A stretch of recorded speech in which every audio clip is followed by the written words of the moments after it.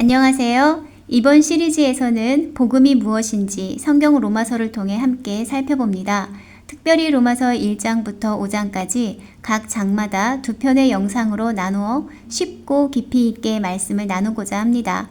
우리가 왜 복음이 필요한지, 복음은 어떤 능력이 있는지, 그리고 예수 그리스도를 통해 우리가 얻게 된 은혜가 무엇인지 한 걸음씩 알아보세요. 지금 시청하시는 영상은 시리즈의 일부이며 5장 마지막까지 함께 해주시면 더 온전한 복음의 그림이 그려질 것입니다. 2장 유대인의 죄 1. 왜 우리는 다른 사람을 판단하면 안 될까요? 1절에서 3절 여러분은 남을 판단하고 있습니까? 그렇다면 여러분은 죄인이 아니라고 변명할 수 없습니다. 왜냐하면 여러분도 그들과 똑같은 일을 하고 있기 때문입니다. 이런 일을 하는 사람에게는 하나님의 정의의 심판이 내린다는 것을 우리는 알고 있습니다. 자기도 같은 일을 하면서 남을 판단하는 사람은 하나님의 심판을 피할 수 없을 것입니다. 이 말씀에 따르면 우리가 다른 사람을 판단하는 순간 우리는 이미 죄인이라는 사실을 드러내는 것입니다. 왜냐하면 남을 정죄하는 사람도 실제로는 같은 죄를 짓고 있기 때문입니다.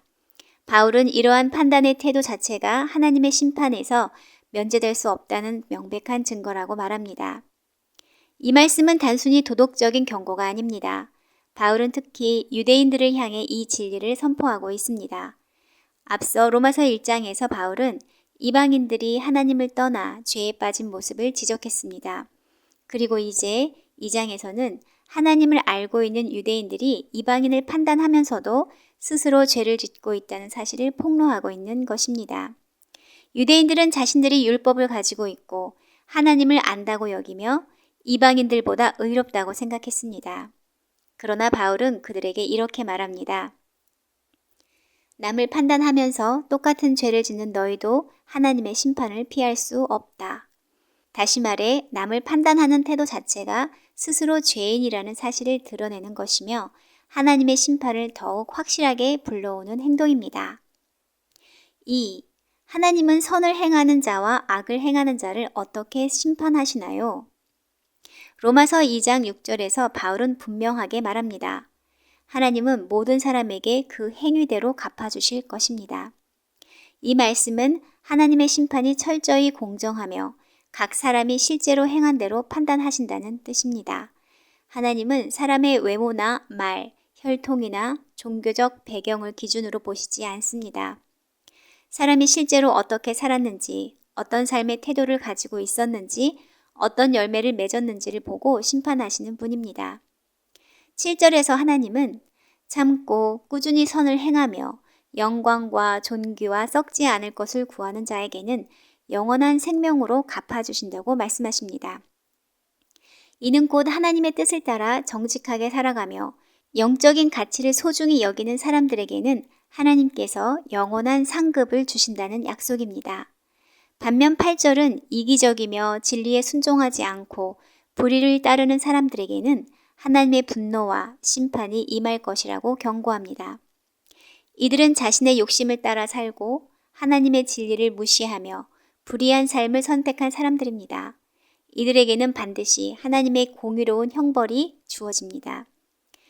9절에서 10절은 하나님의 심판이 유대인과 이방인을 구별하지 않고 똑같이 적용됨을 강조합니다. 악을 행하는 사람은 누구든지 환난과 고통을 당할 것이며 선을 행하는 사람은 누구든지 영광과 존귀와 평안을 얻게 될 것입니다. 11절은 그 이유를 분명히 설명합니다. 하나님은 모든 사람을 차별하지 않으시기 때문입니다. 하나님은 절대적으로 공정하신 분이십니다. 그분의 심판은 사람의 겉모습이나 배경이 아니라 행위와 믿음의 열매에 따라 이루어집니다. 유대인이든 이방인이든 교회를 오래 다녔든 처음 온 사람이든 하나님 앞에서는 모든 사람이 동일하게 평가를 받습니다. 그러므로 우리는 겉모습이 아닌 진리 안에서 꾸준히 선을 추구하는 삶, 하나님께서 기뻐하시는 의로운 삶을 살아가야 할 책임이 있습니다. 3. 율법을 들은 자들과 율법이 없는 이방인들은 어떤 기준으로 심판받나요? 13절에서 14절을 보겠습니다. 하나님 앞에서 의롭다는 인정을 받을 사람은 율법을 듣기만 하는 사람이 아니라 그 율법대로 사는 사람입니다. 율법 없는 이방인들이 본능적으로 율법이 요구하는 것을 실천하면 그들에게 율법이 없어도 그들 자신이 자기에게 율법이 됩니다. 이 말씀은 하나님의 심판 기준이 율법을 알고 있느냐, 모르느냐가 아니라 그 율법의 뜻을 삶으로 실천했느냐에 달려 있다는 사실을 가르쳐 줍니다.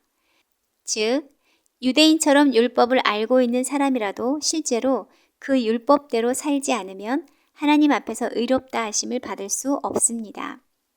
반대로 율법을 글로 배우지 못한 이방인일지라도 그 마음속 양심을 따라 하나님의 뜻에 부합하는 삶을 살았다면 하나님께서는 그 양심과 행위를 따라 심판하신다는 것입니다. 이처럼 하나님께서는 각 사람이 받은 빛의 양에 따라 그리고 그 빛에 어떻게 반응했는가에 따라 공의롭게 심판하십니다.